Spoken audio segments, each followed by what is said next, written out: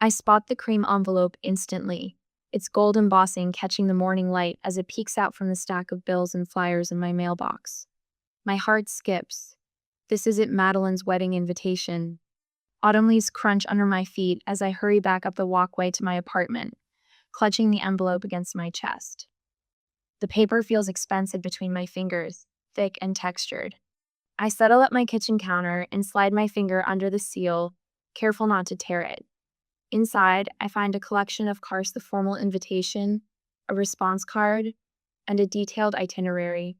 My name is printed in elegant calligraphy, Miss Renee Jenkins. I smile, running my finger over the letters before turning to the weekend schedule. The smile freezes on my face. I flip through the cards again, slower this time. There must be a mistake. But there isn't. I'm listed as a regular guest. Not a bridesmaid, not maid of honor. Just a guest. Like Madeline's college roommate or Dad's business associates.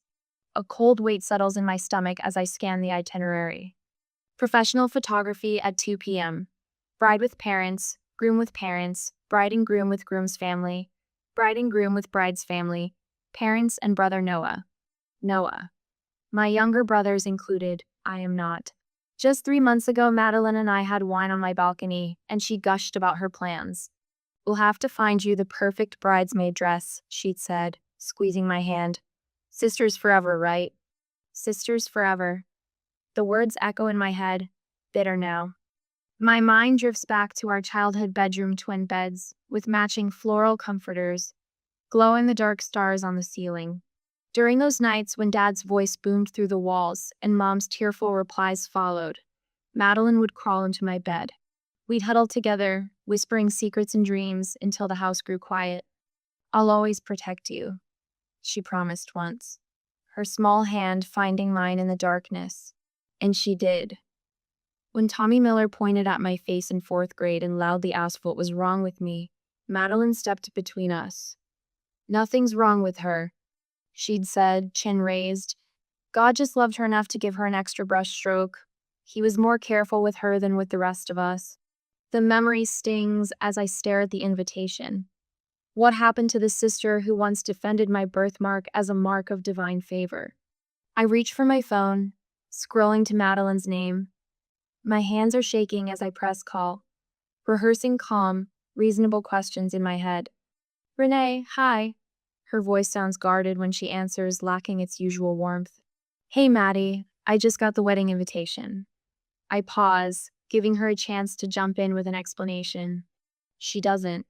I noticed I'm not listed in the wedding party or family photos. The silence stretches between us, heavy and uncomfortable. Right, about that.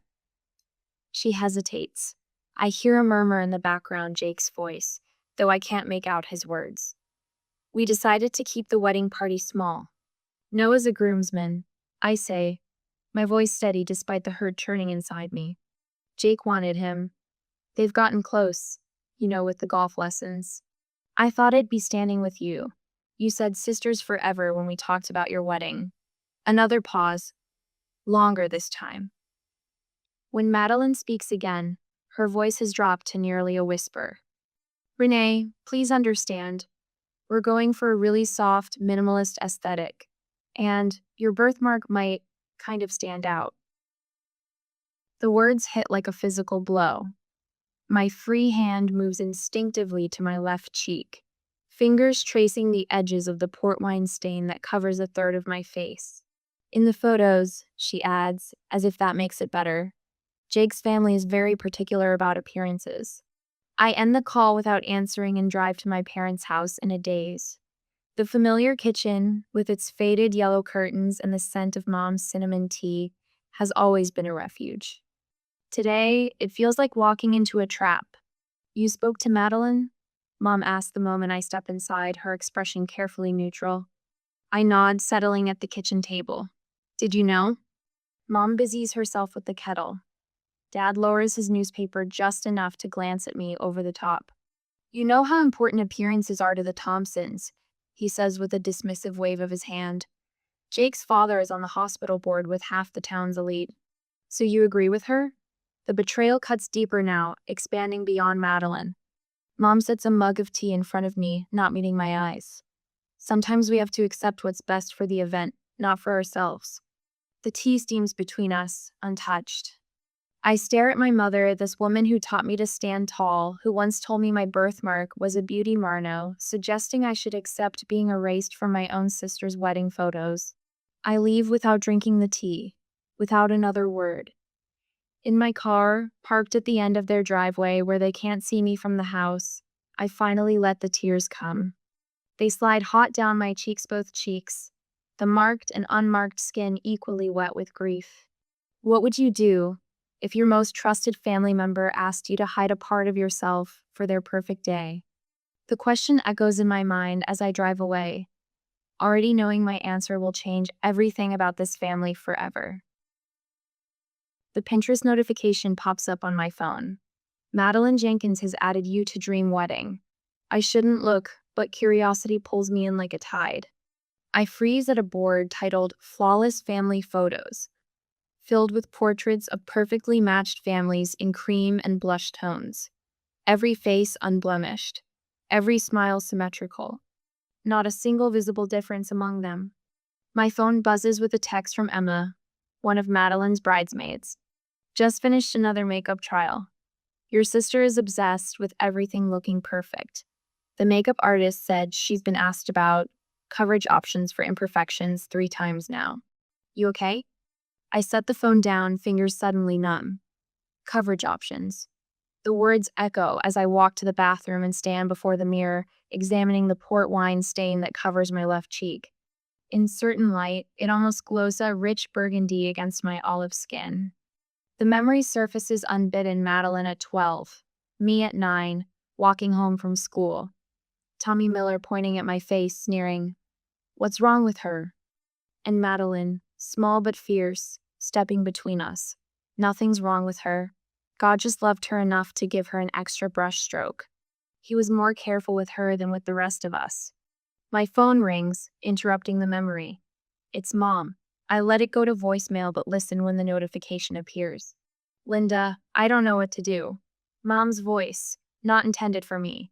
She must have accidentally called while talking to Aunt Linda. We've always tried to work around Renee's situation. School photos, family portraits. But a wedding is different. Jake's family is very prominent, and Madeline deserves her perfect day without complications. I hang up, handshaking. Complications? Is that what I am to them? My email pings. The wedding photographer's name appears in my inbox. Dear Miss Jenkins, your sister provided your contact information regarding the upcoming celebration. She mentioned you might require special accommodation for the family photos. I'd like to discuss lighting and positioning options that would help minimize any areas of concern. I deleted without finishing. Accommodation. Minimize. Concern. The sanitized language of shame. Looking back in the mirror, I really look. My birthmark isn't just part of my face, it's mapped the geography of my life. It's determined where I stand in rooms, how I turn my head in conversations, which side faces the camera. Your birthmark is like a brushstroke from God, it makes you unique, Madeline once said, defending me. Now she suggests heavy makeup coverage options through surrogates and excludes me from her wedding party. I touch my face, tracing the birthmark's outline with my fingertips. This is me, I whisper to my reflection. All of me. My phone rings again. Aunt Linda this time, not a misdial. I heard what happened, she says without preamble. It's not right, Renee. Her words land like a balm on raw skin. Finally, someone in my family seeing the injury for what it is. After we hang up, Emma arrives with wine and fierce loyalty. Your sister is being horrible, she announces, pouring generous glasses. And your parents are enabling it. Later that night, Marcus from work calls, having heard fragments of the story. My family didn't come to my wedding because my husband is black, he tells me. Sometimes the family you're born into isn't the family that deserves you. His words stay with me as I search my closet the next morning, looking for an old photo album. I find it under a stack of winter sweaters, sir, childhood, captured in fading Polaroids. There it is on page 12. Madeline and me in plastic tiaras, draped in Mom's old scarves as royal robes. I'm 7, my birthmark vivid against my smiling face. Madeline is 10, her arm thrown protectively around my shoulders, both of us beaming without reservation. I carefully remove the photo and find a silver frame in my desk drawer. It fits perfectly. Then I sit with a notepad, drafting and redrafting a message to accompany it. 2 hours and a dozen attempts later, I have the words, "Thank you for helping me realize not everyone who calls you family actually sees you as part of the picture." I wrap the framed photo carefully, slide it into a small box with my note, and add the response card marked, "Will not attend," where it asks for my RSVP. My hand shakes as I seal the envelope, but my resolve doesn't waver. The package feels impossibly heavy as I walk to the mailbox at the corner. I stand there a moment, my hand resting on the blue metal lip. Dropping this in means no reconciliation, no last-minute change of heart. I release the package into the darkness of the mailbox. The metal door clangs shut with surprising finality. Walking home, I expect regret to follow me like a shadow. Instead, I feel something else entirely, something that takes several blocks to identify. Relief. For the first time in 30 years, I've stopped accommodating the discomfort my face causes others. I stopped making myself smaller, less visible, less present.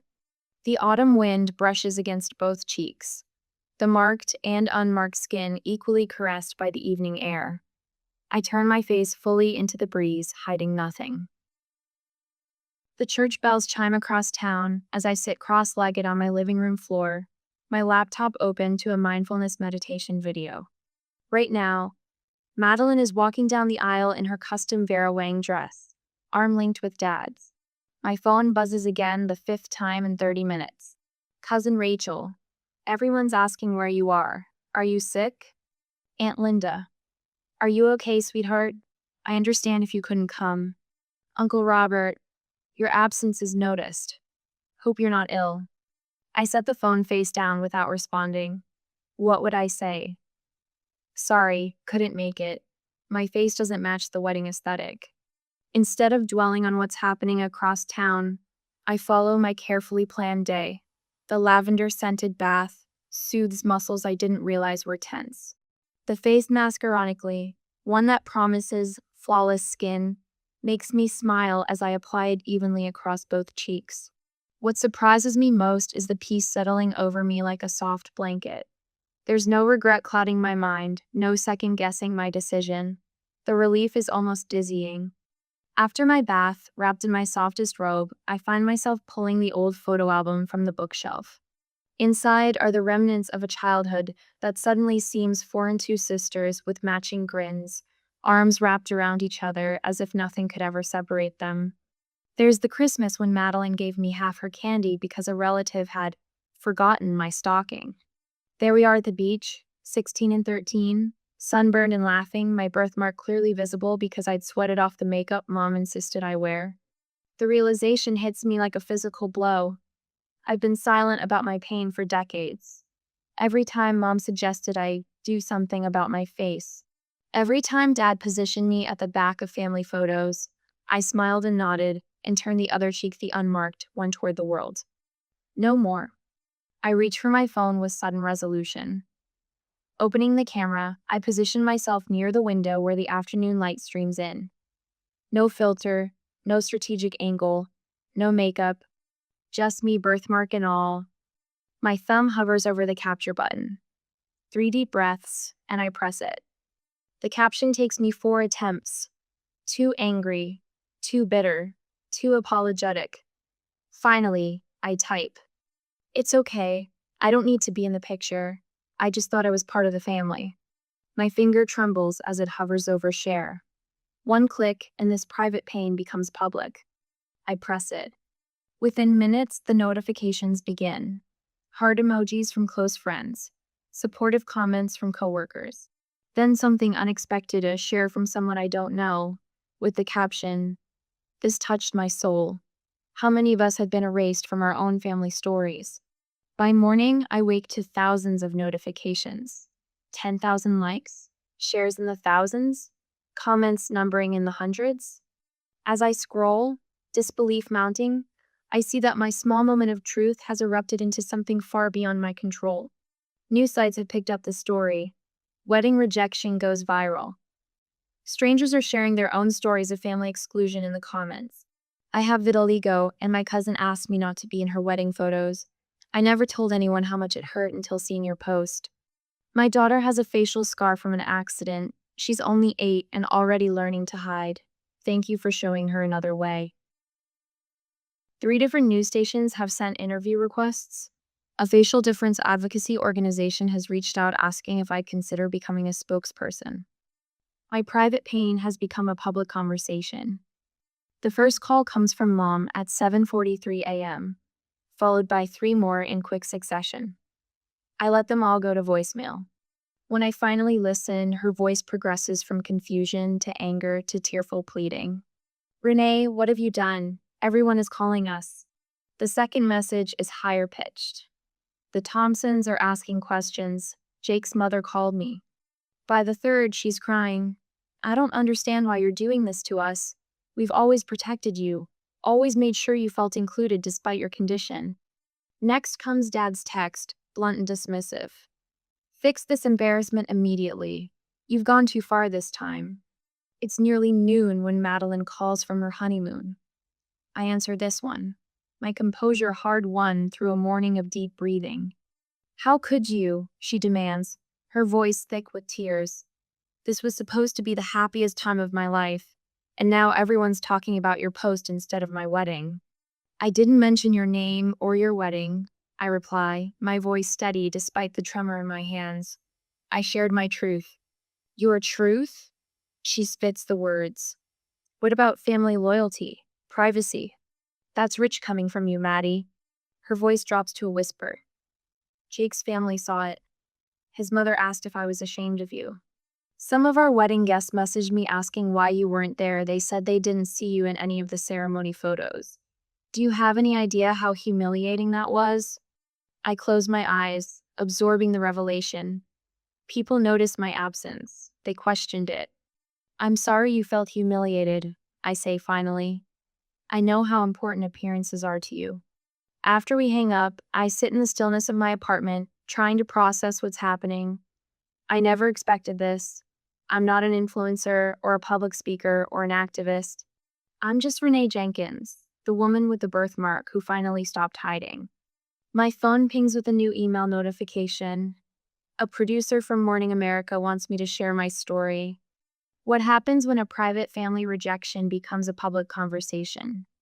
I never expected to become the voice for thousands who felt invisible, but as my trembling fingers reach for the keyboard to respond, I realize my next move will show us all what true courage looks like. The call comes on a Tuesday morning while I'm stirring honey into my tea. The producer's voice is warm, almost reverent. Miss Jenkins, your story has touched so many people. We'd like to invite you to share it on Morning Conversations with America. My spoon clatters against porcelain. The show reaches millions, mostly women over 50, who send prayer chains and vote in every election. Women like my mother. I spend hours considering whether to accept. This isn't about revenge. It's about the thousands of comments from people with visible differences who've endured similar rejections. Their stories haunt and deserve to be acknowledged. I'll do it, I tell the producer when she calls back. But I want to focus on acceptance, not my specific family situation. She agrees immediately. That's exactly why we chose you, Renee. Your dignity speaks volumes. Dad's call comes that night, his voice carrying that false casual tone that always precedes a threat. This family business needs to stay private, he says without preamble. Your grandfather left the lake house to me, and I determine who inherits it. Remember that before you go embarrassing us on national television. Within hours, Mom appears at my door, uninvited. Sweetheart, she says, slipping past me into the apartment. Her perfume, the same lily scent she's worn since childhood, fills my entryway. Family matters should stay private. That's how we were raised. You're only worried about privacy now that people are seeing the truth. I counter. She sighs. Jake's family is mortified. His father sits on boards with people who watch that show. Jake himself calls Nexus lawyer voice in full effect. Public disparagement has legal consequences, he says. I'm asking you, as family, to reconsider. Just before bed, my phone dings with a text from Noah. I should have said something at the wedding. No apology, no commitment to do better. Just an acknowledgement that comes too late. The studio lights are warmer than I expected. The makeup artist worked carefully around my birthmark, enhancing my features without trying to conceal what makes me different. Catherine Mills, the host, leans over during the commercial break. Remember, this is your story to tell. Take your time. The red light blinks on, and suddenly we're live to millions of viewers. Renee, your post about feeling excluded because of your birthmark resonated with thousands. Can you tell us what happened? I take a deep breath. I'd rather not focus on specific family details. I begin. What matters is that I spent decades believing I needed to minimize myself to deserve inclusion. I don't mention Madeline by name. I don't describe the wedding invitation or my parents' dismissal. Instead, I speak about living 30 years with a visible difference in a world obsessed with flawlessness. This birthmark doesn't define me, I say, my voice growing stronger. But how people respond to it defines them.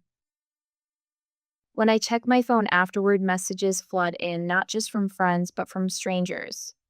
A woman whose burn scars kept her from attending her son's wedding. A teenager with alopecia whose yearbook photo was airbrushed without permission. They all say variations of the same thing. Thank you for speaking up. I thought I was alone. That night, I start a blog. I call it the Picture Perfect Family Myth, and write about the gap between the stories families tell themselves and the painful truths they hide. The myth of the perfect family is perhaps the most dangerous story we tell ourselves, I type. It leaves no room for our authentic selves, only the versions others can tolerate. I write until dawn breaks, the words flowing like a river breaking through a dam. With each paragraph, I feel lighter, cleaner, more myself.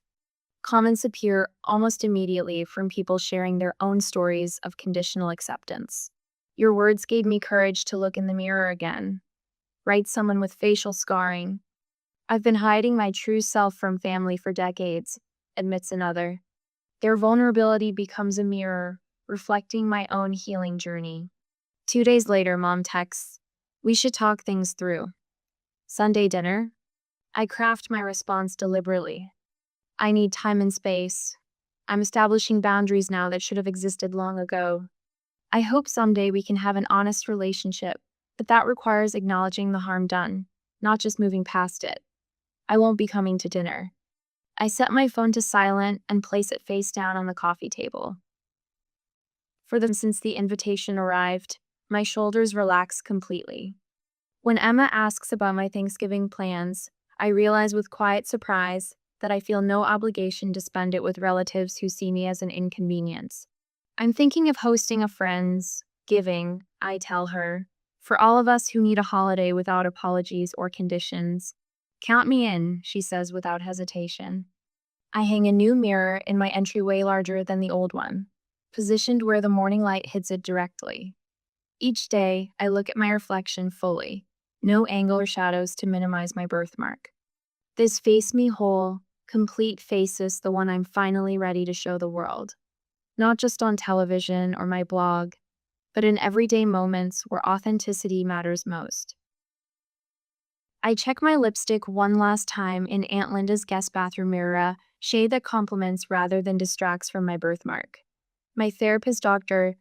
Chen's voice echoes in my mind. Remember, you're not there to convince them. You're there to speak your truth. 6 months have passed since Madeline's wedding. 6 months of unanswered calls gradually tapering to tense text messages. 6 months of rebuilding myself while they whispered about my absence. Emma waits in the hallway, scrolling through her phone.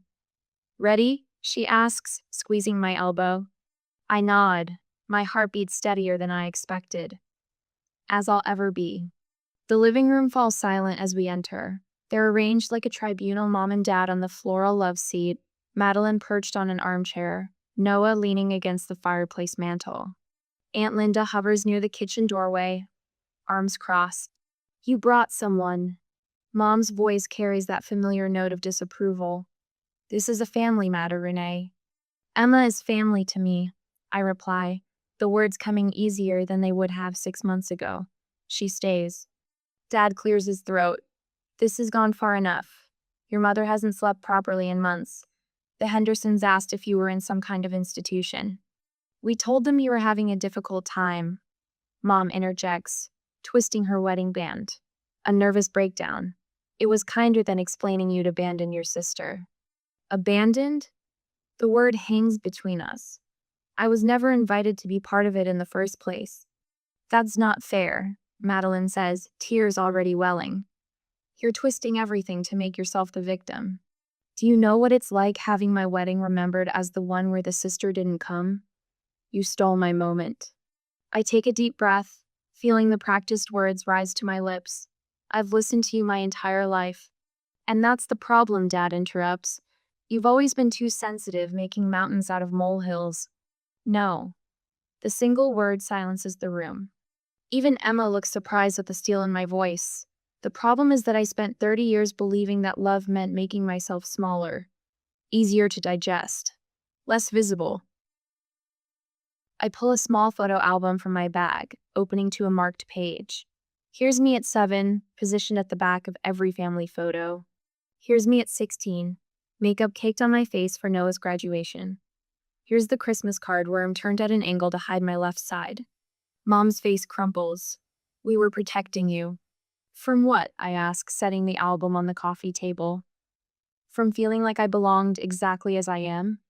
Our family has a certain image, Dad says, his jaw tight. The Jenkinses have always prided ourselves on appearances. I finish for him. But at what cost? I don't need your approval to value myself anymore. Madeline stands, pacing now. This isn't just about your birthmark. It's about how you've always needed to be different, to make everything about you. My wedding was supposed to be perfect. Perfect for whom, I ask. Your rejection hurt because I loved you so completely. I believed you when you said, sisters forever. Remember when you told me God gave me an extra brushstroke? What changed, Maddie? The question hangs in the air. Madeline opens her mouth, closes it, then sits back down. Dad pushes himself up from the love seat. I won't sit here and be lectured by my own daughter about family loyalty. His footsteps echo through the hallway, followed by the decisive slam of the front door. Mom's control facade finally breaks. She sobs not the performative tears I've seen my whole life, but guttural, genuine cries that bend her forward. Madeline stares at her hands. Jake said it would look awkward in the photos, his mother thought. I shouldn't have listened, but I did. Noah steps away from the mantel, approaching me for the first time. I knew it was wrong, he says quietly. At the wedding, people kept asking where you were. I said you were sick, but I knew. I'm sorry, Renee, I should have said something. You're all sorry now, I say. But would you be if I hadn't walked away? If I'd just shown up and stood where I was told, hidden when asked, like always? Aunt Linda moves from her corner, positioning herself beside me. I've watched this happen for years, she says, her hand finding my shoulder. This family has a history of hiding what we think are imperfections. My sister Darlene, your grandmother's cousin, had a clubfoot. They kept her home from family weddings. My own daughter's learning disability was our family secret until she struggled so much in college that she dropped out. She looks at my mother. I regret not speaking up sooner. The weight of Aunt Linda's words settles across the room. An elder saying, Renee is right, creates a seismic shift I feel in my bones. What happens now? Noah asks. I look around at these people whose blood I share, whose approval I once craved more than oxygen. That depends, I say, on whether any of you are ready to see all of me, not just the parts that fit your perfect picture. I stand before 20 women at the community center, my hands steady as I gesture to the projected image behind me, a photo of my face, birthmark fully visible, smile genuine. The moment I stopped hiding, I tell them, was the moment I started living. They nod. These women with their own visible differences, scars, birthmarks, skin conditions. 2 years after Madeline's wedding, I found my purpose in these workshops. My collection of essays, marked, Finding Beauty in What Makes Us Different, sits on a small table by the door. The journey from rejected sister to published author still feels surreal some days. After the workshop, I walk home through autumn leaves that mirror those from the day I received Madeline's invitation. But today they're crunched beneath my boots, sounds like applause, not judgment. My apartment different now, filled with photographs I've taken of people with visible differences. Their faces radiating joy welcomes me with the scent of the cinnamon candle Emma gave me for my birthday last week. The celebration still warms me. Friends gathered around my dining table, raising glasses to my 32nd year, seeing meal of me without flinching. Dr. Levine says I've made remarkable progress. Family wounds are the deepest, she told me in yesterday's session. Healing from them is a lifelong practice. I settle on my couch and open my laptop to an email from Noah. Unlike Madeline and Deb, my brother has fought his way back into my life with persistent honesty. His messages come weekly now, tentative, but determined bridges across the family divide. I told Dad about your book award yesterday. He didn't say much, but he kept the newspaper clipping. Maybe that's something. I sigh. It's not an apology, but it's more than I expected. Aunt Linda calls to check on me almost daily, her fierce love a bedrock I never knew I needed until my family's foundation crumbled. Mom's letters arrive monthly, written in her perfect penmanship on cream stationery. They rarely mention my birthmark directly, but last week's note included a hesitant question. Would you send me a link to that interview you did about children with birthmarks? It's not understanding. Not yet. But it's reaching. The cream envelope on my coffee table catches my eye, another wedding invitation. But nothing like Madeline's. It's from my college roommate Sophia, with a handwritten note tucked inside. You'll be photographed exactly as you are, beautifully you. 5th bridesmaid from the left, please and thank you. I've already checked will attend without hesitation. The contrast isn't lost on me how different it feels to be wanted exactly as I am. Last night, after dinner with Marcus, he kissed me for the first time. His fingers traced the edge of my birthmark with a reverence that made my breath catch. I've wanted to do that since we met, he whispered. The possibility of being loved completely unfolds before me like a map to a country I never thought I'd visit. I placed Sophia's invitation next to a photograph taken at Emma's sister's wedding last month. There I am, standing in the bridal party, birthmark visible, smile radiant. You're perfect just as you are, the photographer had said, not as a reassurance but as a simple fact. The peace I felt in that moment returns now as I touch the photograph. I don't need to be airbrushed into perfection. I don't need to be tolerated or accommodated. You're perfect just as you are, the photographer had said, the words floating around me as the camera clicked. Not a reassurance or empty platitude, simple, undeniable fact. My phone buzzes with a notification. Another registration for next month's workshop. The community I've built extends beyond this City Now an online forum where people share their stories of visible differences, celebrating rather than hiding. Last week, a mother in Australia messaged me about how my essays helped her daughter embrace her facial scar. I smile at the thought. 2 years ago, I could barely meet my own eyes in the mirror. Now I stand before crowds, lead discussions, challenge perceptions. The confidence fills into every corner of my life. The promotion at work, the TED Talk invitation, the morning runs through the park with my head held high. I just need to be me that was always waiting beneath the shame others placed upon me, the me that emerged when I finally chose myself. What does true acceptance mean to you? Is it found in blood family, chosen connections, or within yourself? I discovered it begins with self-love, with standing firmly in your own skin marked or noted, recognizing your inherent worthiness of being seen.